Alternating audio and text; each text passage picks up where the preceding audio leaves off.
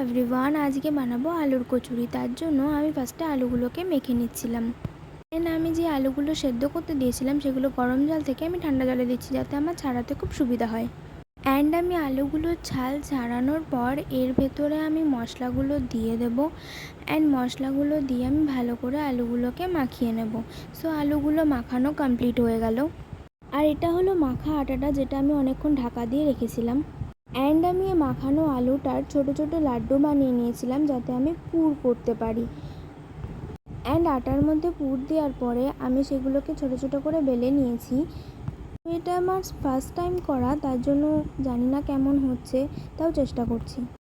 এটা আমার কাছে একটু টাফ ছিল, এক হাতে মোবাইল ধরে এক হাতে খুন্তি, তাও তোমাদের যতটা পারলাম দেখানোর চেষ্টা করলাম।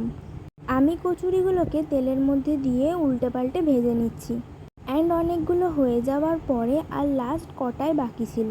অ্যান্ড ফাইনালি আমার কচুরিটা করা কমপ্লিট হয়ে গেল। পুরো রান্নাঘর তছনছ করে বাবা আমাকে একটুখানি চা করে দিল, আমি সেটাই খেতে খেতে কচুরিগুলোকে করে ফেললাম।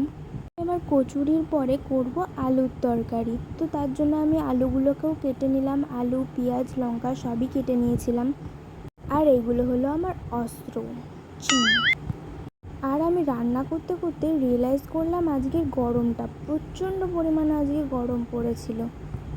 সো এখানে আমি চাপিয়ে দিয়েছি তরকারিটা। ফার্স্টে পেঁয়াজ আর লঙ্কাটা আমি ফার্স্টে ভেজে নিচ্ছি, আর এই যে কেটে রাখা আলুটা এটাও আমি দিয়ে দেবো। কিন্তু তার আগে এটা দেখো কত পুচকু একটা কোটো পেলাম আমি, এর মধ্যে আমি লঙ্কার গুঁড়োগুলো রেখে দেবো।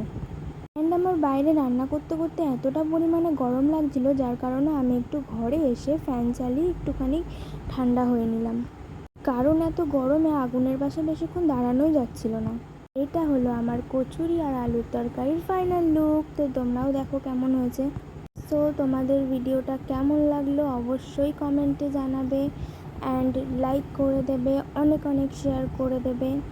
অ্যান্ড ভিডিওটা ভালো লাগলে অবশ্যই জানিও। দেখা হচ্ছে নেক্সট ভিডিওতে। Bye bye.